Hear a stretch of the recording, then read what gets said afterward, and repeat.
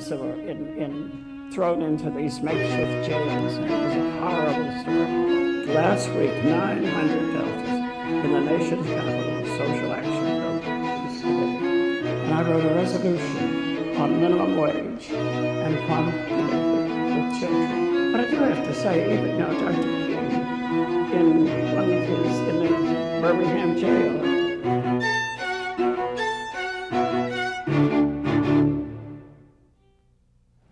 I was born in Richmond, Virginia, but when I was 4 years old, my parents moved to Rankin, Pennsylvania, a small mill town, part of Pittsburgh, Pennsylvania.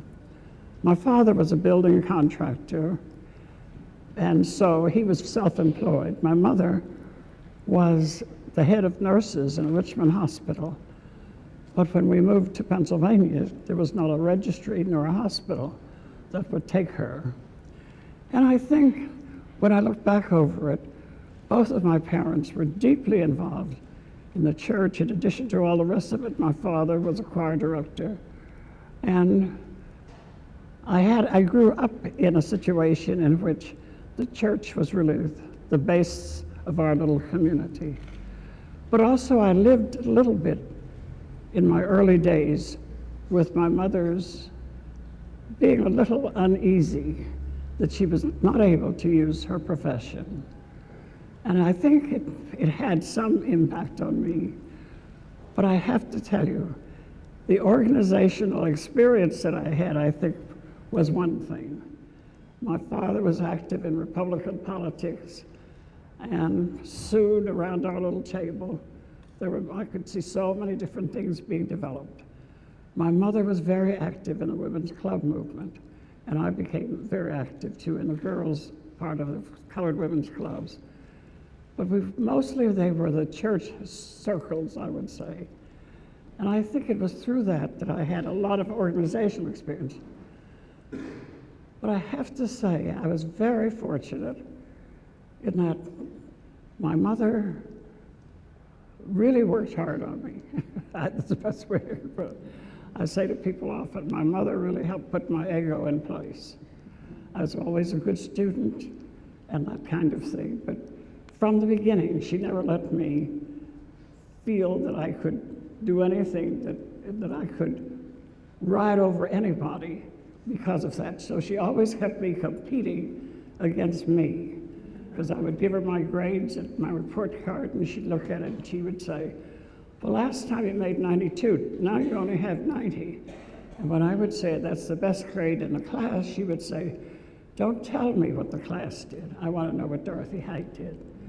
And when I showed off a little bit, when other children couldn't learn their long speeches, their little speeches, and I had learned my long one, she said, well, if you cannot learn to help the others, and if you're so smart and you have yours, why don't you help them learn theirs?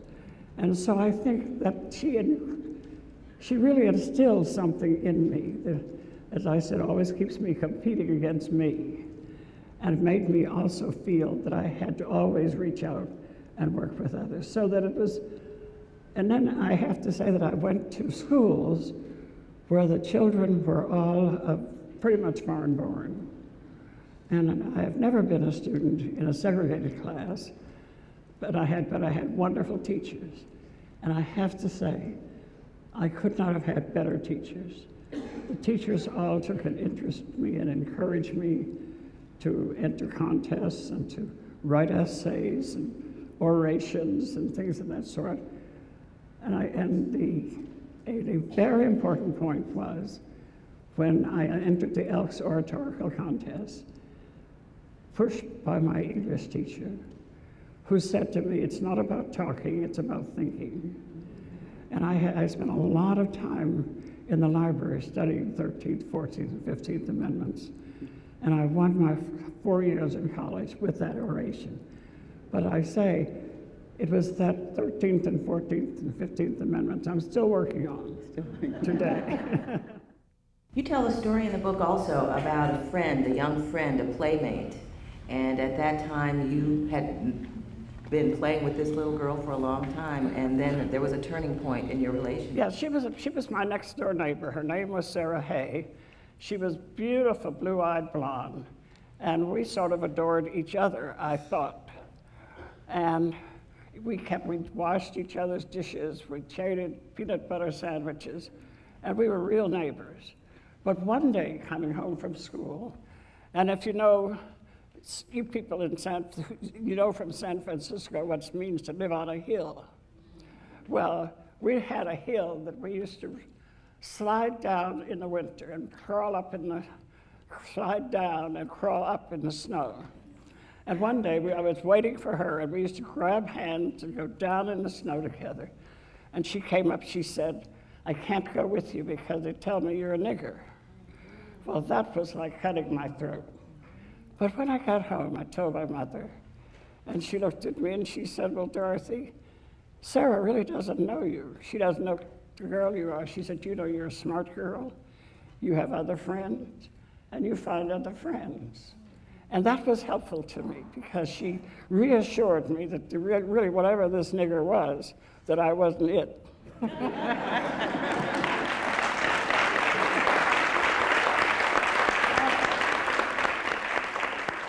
To tell you one story, and when I was 11 years old, I lived across the street from a building that was for whites only, because it was for only the foreign born. And I was not born abroad, nor my family. And we were English speaking, and all the rest were Hungarian, Lithuanian, and the rest. And I once, when I got a new building, I went in and I said to the woman who was there, I said, "Miss Adams, you have this new building, and these children in there fighting each other." And I said, what they really need is someone who can tell them about Jesus, who can teach them Bible verses, Bible songs, who can help them act out plays. And she said, "That's a good idea." I said, "Well, I could do it." And she said, in her biography she wrote later, "I could not tell this little black girl with her pigtails no." And she said, and I said, "Shall I do it?" And she said, "Yes." So I started in the next day. Some days later, some women came from the American Baptists, because this was an outpost, a mission center for the Baptists.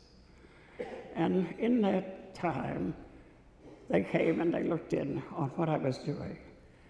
Years later, when I finished my master's degree, the director of the center said, where I was a fieldwork student, he said, "I wish we could hire you." And he said, "But we have no money." When I tell you I came out of high school in 1929, the year of the Depression, you will know there was no such thing as money. And so he said, "But I'll take you down to the board and see what they would do." He took me before the board. The center was under the Brooklyn Church and Mission Federation. And he took me to the board, and he told them to tell my story. The chairman, a Mrs. Judd, listened to me, and then she said, "You've told me about your work. Tell me about you. Where do you come from?" And I said, "Rankin, Pennsylvania." And she said, "Have you ever heard of the Rankin Christian Center?" I said, "Oh, yes. I lived across the street from it." She said, "Are you the little girl who was teaching the Bible study when I visited some years ago, and you were teaching the Hungarian children?" And I said, "Yes." And she said, "Mr. Carpenter, I will pay that girl's salary." And the thing I tell it to you for, from that day until today, I have never applied for a job. Every job I have done, someone has heard about me, and I have moved forward. There is no way that I could be here without thinking that somehow God had some purpose for my life. Oh, when I was a junior in high school, and when I tell you I graduated in 1929, you will know that was the year of the Great Depression. And so I was very fortunate in that I won an Elks contest on the Constitution of the United States.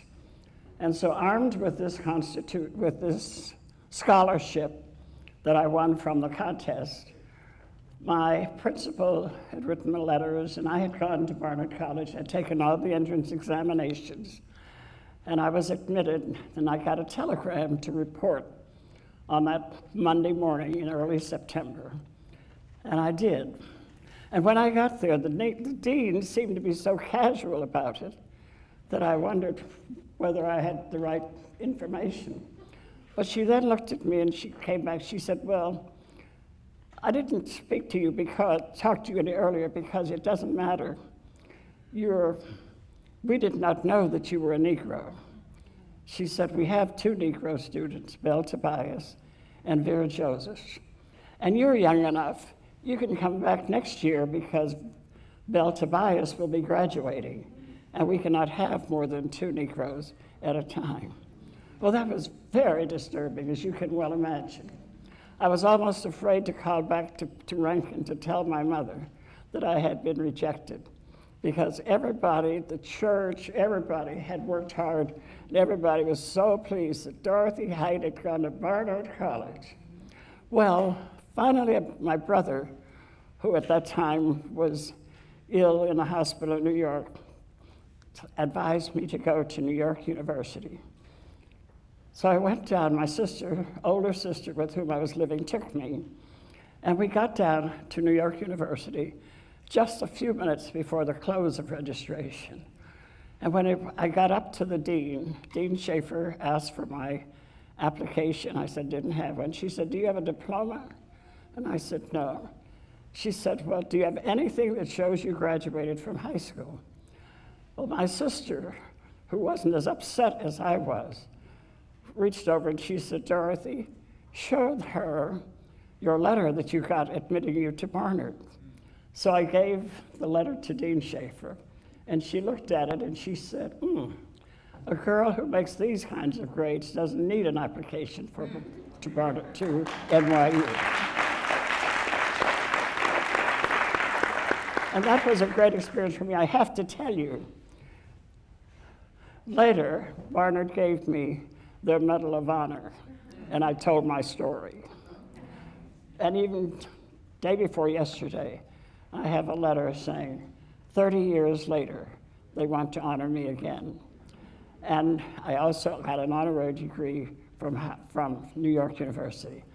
I cite that because it has been sort of an experience I've had in life that I may be rejected by people at one point, but often those same people and another group of people have helped me to move forward so that I don't find myself just wallowing in what happened that was bad, but I have to keep moving. And that's been my life, and I appreciate it. I had been very active in the United Christian Youth Movement. I was one of the founding members, and I was very active in youth anti-lynch work and all that kind of thing. And in 1937, I was one of 10 American delegates chosen to go to the World Conference of the Churches, which was held in Oxford in England. And while I was there in that conference, I began to meet some of the YWCA people, but I had no idea that I'd ever worked for the YWCA. And when I came back to New York, the Harlem branch of the YWCA offered me a job. The thing that appealed to me was I had been working for the city of New York, as a matter of fact, at the time of the Harlem riots. Ann Hedgeman and I were chosen by the city Citizens Committee because so great a population was black, but so few blacks. So the population of blacks was 8%, and we were 42% of the relief rolls. And so because of this, there was this rioting and all going on. And so I had been chosen to work there and to work for the city of New York to try to deal with some of those problems. It was in the course of that and returning home And when I was asked to come to the YWCA, I thought, a job that I had already accepted with the Federation of Churches was very good, but I declined it eventually because I said the YWCA was more activist, and that I probably would be able to do more in the community in an active daily scale. And I liked its purpose, and I also it appealed to me that it offered a Negro woman at that time this kind of opportunity. The YWCA really is not a church. It has no creed.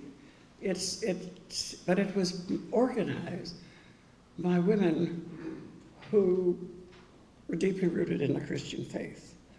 And so it has held to that title, but it has never been, and should never be confused. And a lot of people have thought, well, it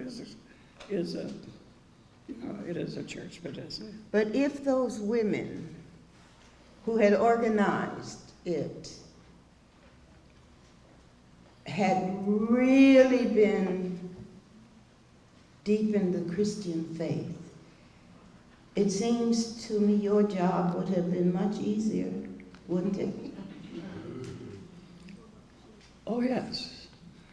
But I think also, I have to say that in 1895, when those women organized the Negro branch in Dayton, Ohio, that was as far forward then as integration was later. It is the first institution in the country shall have employed on an executive level women of color. And when Elizabeth Ross Haynes was put on the national staff in 1912, there was no such thing anywhere. So that later on in 1946, and where I came into the picture, by 1944, while I worked 4 years in the National Council, I was 33 years on the National YWCA staff. And when I came into the picture in 1946, the YWCA was moving then toward having an interracial charter. But in the convention, it voted to eliminate separation and segregation in its own body. And I remember having Dr. Benjamin Mays as a keynote speaker.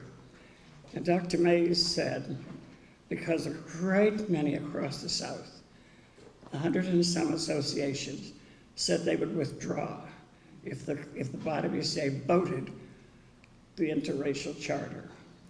And across the country, this was coming up. So I asked Dr. Mays to be the keynote speaker for the convention. And among other things, he came and he said, I hear people say the time is not ripe to adopt an interracial charter. He said, ladies, the time is always ripe for justice. And then he said, and if you have a Christian purpose, then if the time isn't ripe, it's your job to ripen the time. And that convention voted the interracial charter. In 1937, I had the assignment to escort Eleanor Roosevelt into a meeting Mrs. Bethune was holding at the Harlem branch of the YWCA. And as I was leaving, this was a time when the president's wife could drive her own Thunderbird, park it in a Harlem street for 2 hours, come out, get in it, and drive to Hyde Park.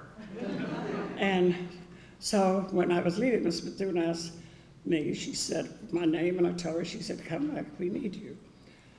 And before I could get back, she had put me on the resolutions committee. And I was writing resolutions about child labor and minimum wage, the first time I'd ever written resolutions in my life. But then Mrs.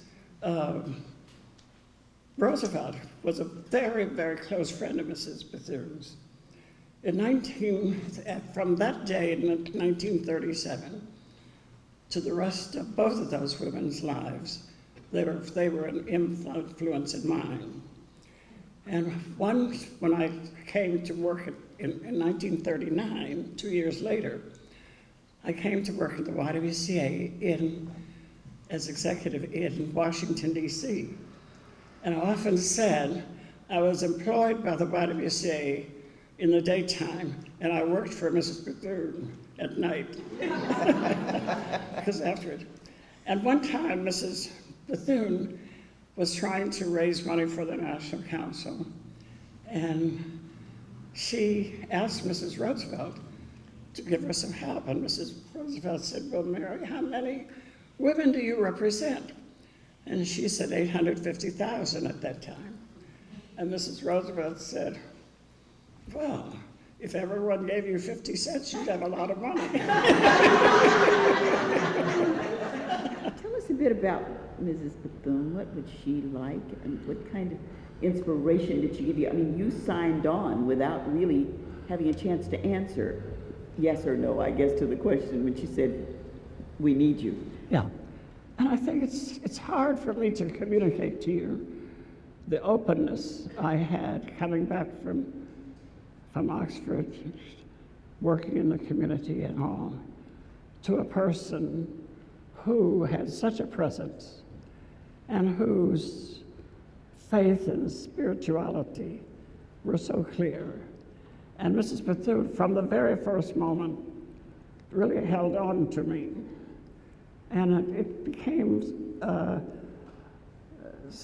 she became a part of my life in many ways, because even when I wasn't in an activity, I was always in touch with her. Here was a woman born in 1875 of slave parents. She became an advisor to presidents. She founded Bethune-Cookman College. She founded the National Council of Negro Women. And yet, she was very down to earth. She had been the 7th president of the National Association of Colored Women's Clubs. And I often think of the impact it made to work with a woman who could pick up the phone and did it all the time, picked up the phone and called the president. This woman had such courage and such a sense of herself being a strong human being. And Dr. Patterson used to tell the story. Mrs. Bethune never called and said, I need an appointment with the White House. She would call Mrs. Roosevelt and say, Mrs. Roosevelt, my people have such and such a problem. The president needs to see me. And that's how she would get it. So that she always identified, not with something that she wanted, but she helped him to see something he needed that she could deliver.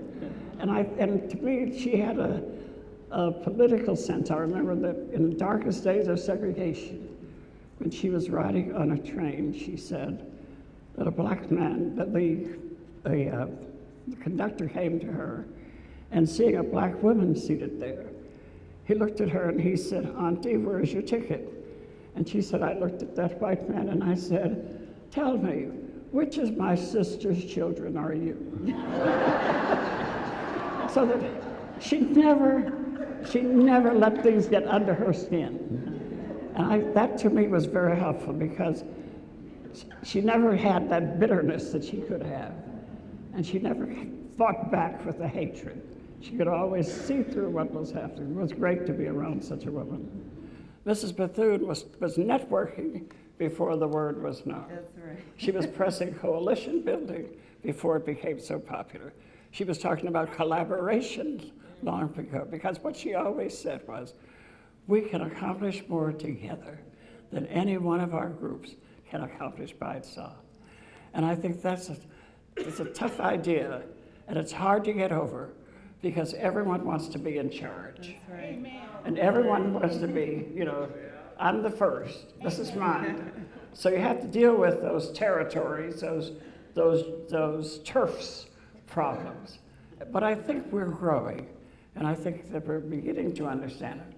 But it's a long way. But she really taught us that, and she used as her first slogan for the National Council of Negro Women was, unity of purpose will produce unity of action. It was a very significant experience for me to have the opportunity to work in the civil rights movement.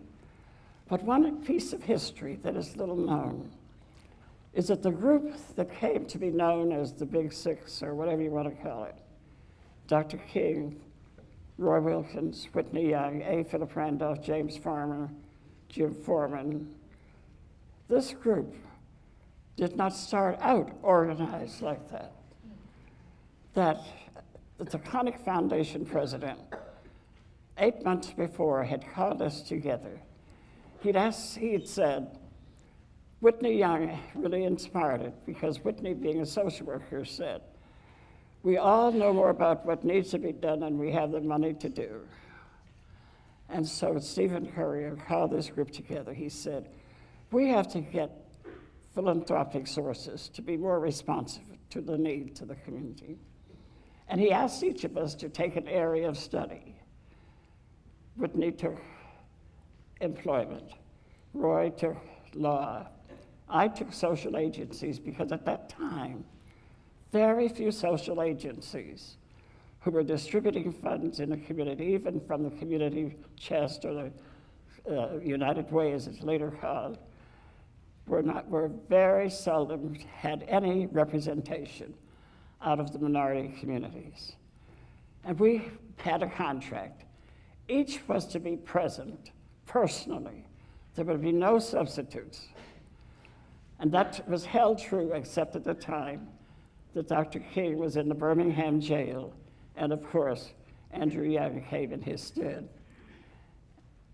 On June the 12th, 1963, Medgar Evers was assassinated. And at that point, Stephen Curry sent a telegram to all of us and said, we have to do more. And he offered, and he brought together at the Carlisle Hotel in New York some 100 persons, about 97 people, and who were in the philanthropic community. And each of us made a presentation. I could talk about what was happening to our girls and young and women in the hands of law enforcement officers thrown into these makeshift jails, and it was a horrible story. Whitney talked about, Whitney spoke up and he said, we are all here, and we don't even want to say we need help. He said, I think you know that we could do more if we had help. Roy Wilkins had to leave early because he went to Medgar Evers' burial at Arlington Cemetery. After that, at that occasion, $900,000 was raised for the civil rights causes and to be divided among our organization. That was the largest amount of money in the history of the United States that ever had been brought together to help with civil rights, to help groups in this cause. And I think now, as we're more affluent, that doesn't seem to be possible. That's where we were. But it was around that the whole group agreed to incorporate as what was called the United Civil Rights Leadership. The press called it the Big Six, and they called it other things, but that's what it was. I cannot believe that it was not the hand of God that we shall have been together over those other months when we were able to lose the little sense of rivalries, that we were able to get over the fact that some felt that the students, with their kicking over the traces and with their behavior as the Student Nonviolent Coordinating Committee, that they were undoing the good work the NAACP had done through the courts, and that we had done through law. There were those little kinds of, and that Dr. King came forward with his marches, and that we didn't quite know what that was, so you had little feelings. And Dr. King himself used to say, well, now that we're out there marching, we've at least made the NAACP look respectable. And he said, but what I have found out, there is nothing we're going to do that's going to be acceptable about the people who don't want us to move forward with justice. And so I say it was God's work that somehow or other we were at that time all together. And we had learned that unity did not mean uniformity. And that we had learned that we might have different strategies. We might use different tactics, but we had the same goal. And that's why I feel, for me, it was a tremendous experience to draw upon what I was had learned from Mary McLeod Bethune and from Eleanor Roosevelt and from women like that, but to be a part of this group. And I often wish that we could get the story better understood, that this was not just a charismatic leadership. It was not just something that happened, but that it had been built. And I think this is why it was significant. And when people ask me, how did it feel to work among these great men, I say, fine. But I also have to say that I felt that we felt like we were peers, and we worked together, and we said together what it was that we wanted to do. And when we look now and see when you ask me about the March on Washington, that it meant that I realized that even those who were deeply involved and dedicated to eliminate racism did not always understand the nature of sexism.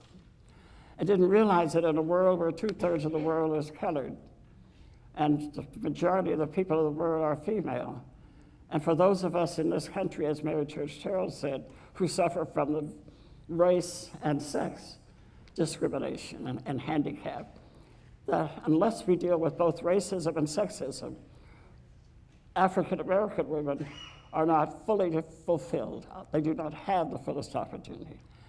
And as much as we all remember the March on Washington, we forgot that on that day, the only female voice heard was that of Mahalia Jackson, who sang the national anthem.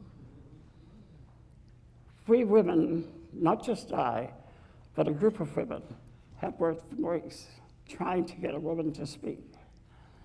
And the argument was a good one in one sense, I guess, that women are in all of these groups.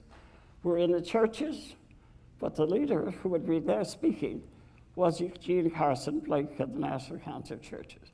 They're in the unions, but the leader who would be speaking was Walter Reuther of the United Auto Workers. He said, we are all in the NAACP, but the speaker would be Roy Wilkins, and so on it went. We were not able to get a woman to speak, but the women, unlike the students who stood their ground, and John Lewis actually spoke, the women said, our cause is so great, we don't want to do one thing that make a blemish. We have to stay with this. So some of us took nice seats on the platform. We were right there, close at hand with Dr. King. But the National Council of Negro Women called a meeting the next day, and the subject of it was, after the march, what? And Polly Murray, who was ordained in the Episcopal Church, wrote a working paper from which we worked. And in that working paper, we spoke to the role of women.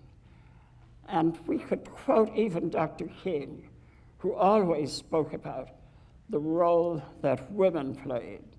And he always used, and even in the Birmingham jail, he wrote in his letter, he said, someday the nation will rise up and realize the role that so many played, like the 72-year-old woman who refused to ride in a car in the midst of the Montgomery boycott. And when someone offered her a ride, in her ungrammatical way, she spoke up and she said, my feet may be tired, but my soul is rested.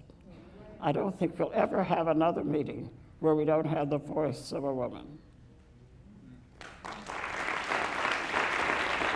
When you take a look at the efforts made from, let's just peg it, the March on Washington, through the end of that century, the century we just left, going into now the 21st century, are you pleased that, you're obviously pleased that the March on Washington happened. How do you evaluate whether or not we have moved to the degree to which we should have in finding a society where everyone is treated equitably under the law? Well, I think in the 50th year of the 50th anniversary of Brown versus the Board of Education, I would have to say we have come a long way. We have the Civil Rights Act, we have the Voting Rights Act.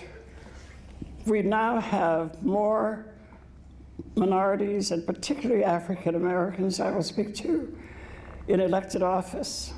There are more women who have advanced in every field, that we have more women elected to public office in high places. We have achieved a great deal, but at the same time, we have a long way to go. What we thought we had achieved when segregation was declared unconstitutional means that we simply have the foundation in law, but we are now still struggling with the issues. Racism is alive, and we are still struggling against it. Sexism is alive, and we're struggling against it. And I think to deny the progress would not be right, that we have to say we've made tremendous progress. But at the same time, those at the bottom are worse off than they were 10 years ago. So that we have a justice system that is tilted in such a fashion that that it is at a time when we should be putting our children through school and educating them, we're putting more and more into jails and the like, so that we have come a long way, but a long way to go. One of the things I've tried to say in my memoir is that I might be 91 years old today, now, but it was what I was doing when those numbers were turned around when I was 19 and before that made the difference. And I think that and it's one of the reasons that I have tried in every way that I can to open up opportunity for young people. We are not a problem people. We are simply people with problems, like everyone else. And in our neighborhoods and the conditions under which we live now, our young people have a very rough time, and we have to do extra things to help them find their course. We are not naturally born criminal, and as often is implied when we're looked at, or it's thought of our young people, that the story is never told of the young people who are excelling. The story is never told of the young people I saw last night who said they're striving for higher heights of achievement. That we really need to encourage, it's what I call, to help develop a culture of achievement. Help our young people begin to feel that they can learn. Help get leaders and teachers who believe that they can learn. So many of our teachers feel that the children can't learn, and so don't try to teach them. And I think that education is basic, and that we have to give much more attention to it, and much more attention to what's happening in our schools, and help us all. But in a society that's so violent, there is no wonder that we have to deal with violence even in our schools. But I believe with all my heart that we have a job to do in really taking hold and being more aggressive and helping children know what's right and what is wrong. What are you most proud of for accomplishments of the National Council of Negro Women over this last century? Well, maybe I should say that in the last few years, we have answered Mrs. Bethune's request. She said we should have a strong presence in the nation's capital. I find it hard to say that's the most, because I think one of our accomplishments was placing in Lincoln Park the first and only statue to an African American or a woman of any race in a public park in the nation's capital, the Mary McLeod Bethune Memorial. I think that's, but also now the purchase of a headquarters but she always said we needed a strong presence, and we now have a presence on Pennsylvania Avenue between the White House and the Capitol, and I call that a strong presence. So I think that's another point. In looking at the problems that a lot of people faced, obviously a lot of folk would say, well, if the country could address the discrimination against African Americans, black folk in America, then a lot of the other doors would open for other people who have been discriminated against, like, for example, women, for example, gays, for example, the disabled. Have you seen a progression in our society during this last century of your existence in moving down the road to open the freedom gates for people other than blacks as such? Yes, I have to say yes, that I think that there's been a steady progress. We're not where we need to be, but we have made a steady progress. I'm also chair of the Leadership Conference on Civil Rights, and we've had a major hand in opening up opportunity and in saying civil rights are civil rights, and they are not based upon anything special. It's just being human. And that whoever is a citizen should have the same rights of all other citizens. We've done that right straight through. In taking a look in the 21st century, where we are today, and you have lived for 91 years, we expect you to come back on your second centennial, you know. And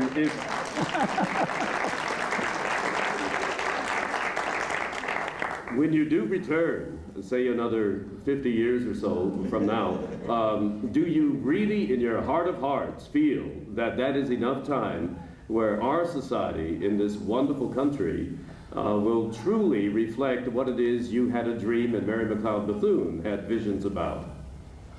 Well, I have to believe it.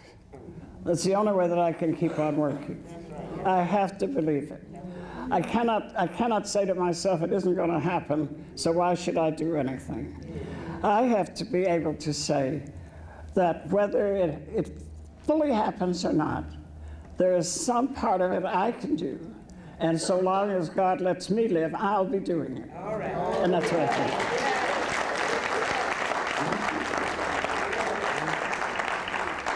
There are several questioners in the audience. They want to know, who do you consider to be the leaders, the national leaders in the black community in this country today? Well, we have a room full of them here. Well, thank you very much. No, I think that, when that question is asked me often, when a white person asks me that, who I think doesn't quite understand, I just have to turn around and say, who is the white leader? Because we came to the point of saying what Dr. King was our leader. What I'd have to say is our leader may be dead, they killed the dreamer, but not the dream, and that we are still working on it. But I think the leadership now has to be widespread. It has to be everywhere. We cannot sit and wait for someone else to come along. That each one of us has to see that you don't have to be elected, you don't have to be appointed. Dr. King said, everyone can be great, because anyone can be great, because anyone can volunteer. And that we have to volunteer and take an active hand. So that I think the message today is that we need more activism on the part of all of us and less armchair decision making. We need to be more active and involved and move things forward.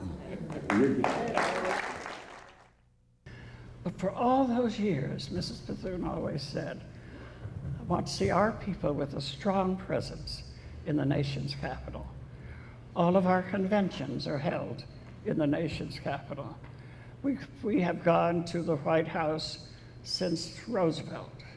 We have made our presence felt. We've made our voice heard. And as the building that we now had, Mrs. Bethune had us purchase, was made part of the National Park Service. It is the Bethune Museum and the National Archives. We took the equity from the sale of that building to the federal government and wanted to have our own headquarters. And so when we found a building between the White House and the United States Capitol, we said that's a mighty strong presence, and that's where we wanted to be. And we worked very hard to achieve it, and it's a long story. We got all kinds of support. But on my 90th birthday, with Oprah Winfrey and Don King and a number of the people from Chrysler and General Motors and others, that now we can tell you we own that building, and many in this room have it. But little did I know that I only learned this about 18 months ago, that the very site where our building is was the site of the largest uprising during slavery. And when people talk about slavery, we must always remember that the slaves helped to free themselves. So we say, our ancestor already had paid for that land. We already had paid for it. We just, by the grace of God, had the opportunity to reclaim it. But the society in which we live does everything it can to discount you. But you have to discover who you are. And that's hard to do. But if there are some good mentors, some caring adults, some people who are around, there's always somebody who will be helpful to you. I cannot tell you what it meant to me to have my mother say to me, no matter what happens to you, you hold yourself together. Because she said, you take care of Dorothy Height. Don't get so lost in it. You see, how do I react? And sometimes I think people think that you're simple or timid because you don't just plunge right into the middle of something, but you take your time. Now I can see Dr. Height preparing us to go forward or keep going forward. She's weaning away and going out, opening more gates. Oh, and when she wrote this book, Open Wide, Freedom Gates, that was giving us a memoir of her life and what she went through. And the more I read of this book and highlight it all the way through so I don't have to go look all over the book to find what I want to talk about when I speak to young people or to others. So I feel that the book has just been a marvelous eye-awakening key for us to keep before us that we can always go back to and refer to it as the memory of Dr. Height.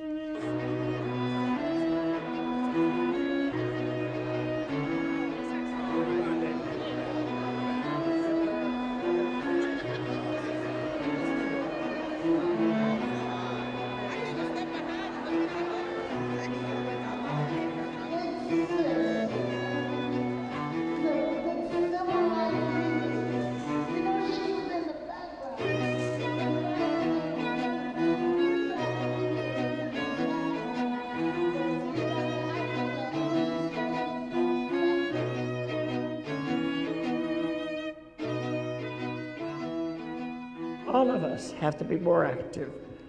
but no matter what age, in behalf of our children and our youth. But we have to take an active hand, and we have to use the ballot that we lost lives for. We have to be willing to speak up on the issues that affect us, and we have to be clear about what those are. I was able, from the book and from hearing her from the venues, to learn even more about the civil rights and the struggle and some of the barriers that even women had at that time. And I think being an African American woman, that she opened up a lot of her eyes as to what she had actually gone through. We are climbing Jacob's ladder. We are climbing Jacob's ladder. We are climbing Jacob's ladder. Soldiers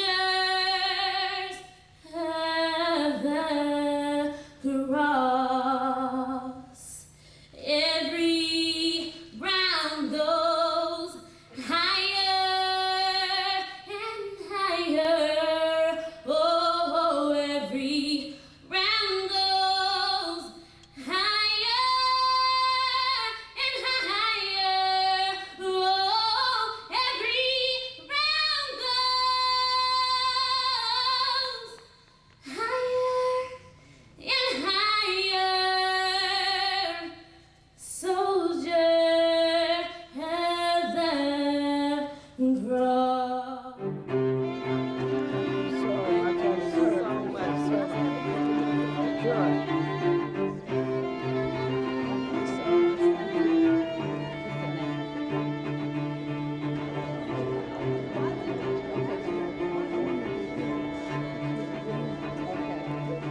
I was at the Heidelberg Hotel, and I went down to get into the shuttle that takes people into town. And the manager came out and asked me to come back into the hotel. And when I got back in, he said that this white American said she did not ride with colored people, and that I could not ride in the bus. I said I couldn't believe him. I said, well, this is Germany. And so then, and I went on, I gave him a little lecture. And then he said to me, he said, you're having a whole lot to say here, but if you were back in your own country, wouldn't you be lynched for doing it? Well, you know, it was a trying moment. But I mustered up and I finally said to him, yes, there is lynching in my country. I said, but there are people, black and white, working against lynching. We're a free country where you work against such things as lynching. But I have to tell you, it taught me a lot about how it is when you're in another land. You have to stand up for who you are in your own country. Even when, of course, what he said was not true. I would not necessarily, I told him that in my little speech. But even then, to stand there and realize that he could talk to me about lynching as if he knew what it was. And I had to stand up for my country. But I could do it because I knew enough people of all races who were working against lynching. And I had worked in my youth, and Juanita Jackson of the NAACP and I had organized in 1936 the United Youth Committee Against Lynching. And whenever there was a sign put out by the NAACP saying, a man was lynched today, we had 88 youth groups in Harlem that we would call together. And we would go down to Times Square, and we would walk around Times Square wearing black armbands and chanting, stop the lynching, stop the lynching. Well, I think just to sit and listen to her, a woman 91 years old that could go all the way back to her early years in life when she first became involved in working in the community and working for the rights of human beings, especially for women. And that was when she was 15, 16, 17 years old. and to go back that far and to remember not only the incidents, but the words that people said, and can bring them back to life. That was what was amazing me, that amazed me about her, is her memory and all of that. And I told her once when we were talking at one time at one of our meetings, and all of that history she was bringing up, Dr. Height, why don't you write a book? She said, people have been asking me to do that for a long, long time, and maybe one day I will, and she did. And that was another reason I wanted to be sure that the people out here got a chance to know about the book and read that book, because it is very inspiring.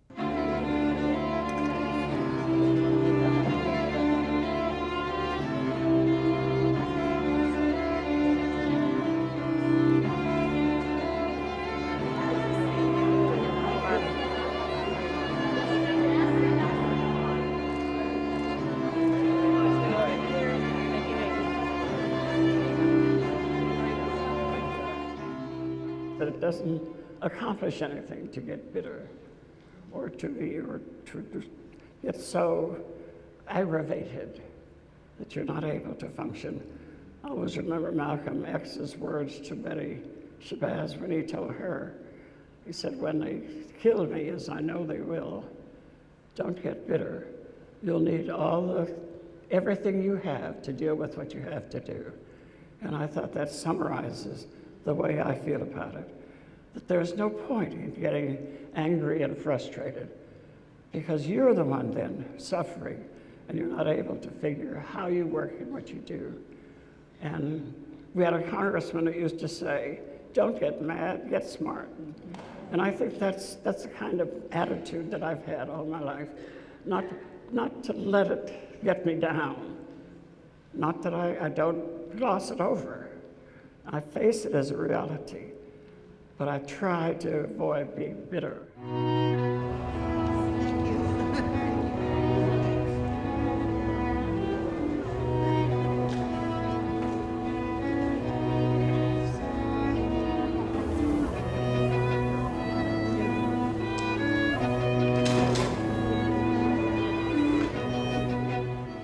I think what the book says to us is, if you keep going, if you keep moving forward, you can make things happen.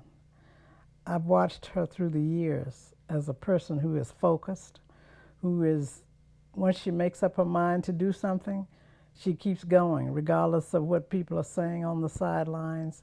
She keeps focused. And I think that book is sort of a history of her struggle of keeping on when people have said she couldn't do it. Because she told the story of when she was going to get the building. The banker said to her, well, Ms. Height, you don't have to have a building on Pennsylvania Avenue. And she said, she swallowed hard and said, we belong on Pennsylvania Avenue. So she was determined to get the building on Pennsylvania Avenue.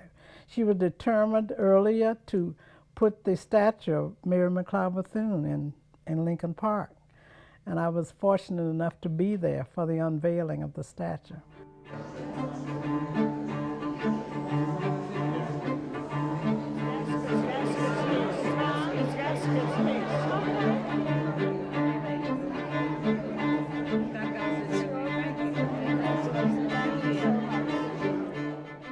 What I experienced in these events was what I experienced always with Dr. Height.